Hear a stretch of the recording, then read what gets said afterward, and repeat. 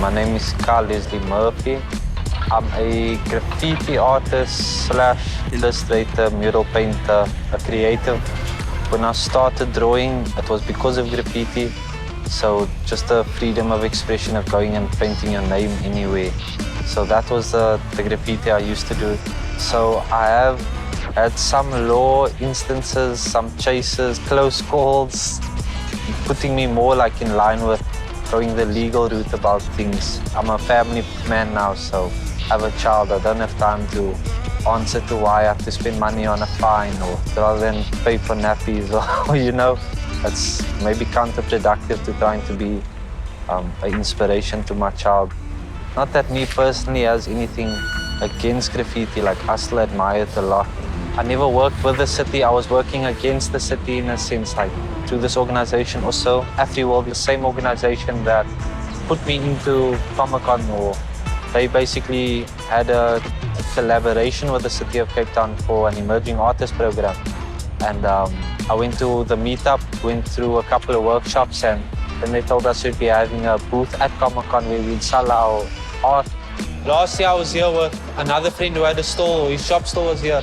So it was dope just to be here and experience it. Like, it's been an eye-opener, like, in terms of networking, how to push my art forward in different streams. Artists normally focus more on the art than the business side of things, so it's only that, like, very handful that, like, put time into marketing, networking and things like that. Like, you can be an artist and be talented, but it's also about putting yourself out there, making the necessary handshakes and conversations to get you from point A to B.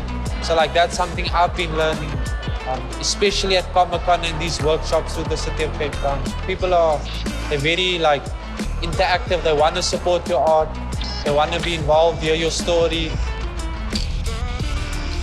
And they like hit me up 2 days after Comic-Con to come and work first on the design for this wall, and then now like this week I've been working on this. So it's about like learning to use sustainable energy. So the library's focus on this mural was how can they basically sustain themselves without wasting energy in a sense, which is why we have things like the bicycle or the girl on a cell phone and the solar panels on top of her and an LED light bulb instead of a normal light bulb, you know, things like that. I've gotten more jobs painting a wall than going to businesses and saying I can paint a wall. People come up to you, they interact with you. It's the community and the artists engage with each other, come up with a design. And then in a year's time, I'm trying to maybe open up my own business regarding mural work, get other artists also in on projects and kind of just have a whole team work rather than me alone on a project. That's more sustainable to my future to come than just going out and risking it all for, you know, in the moment satisfaction.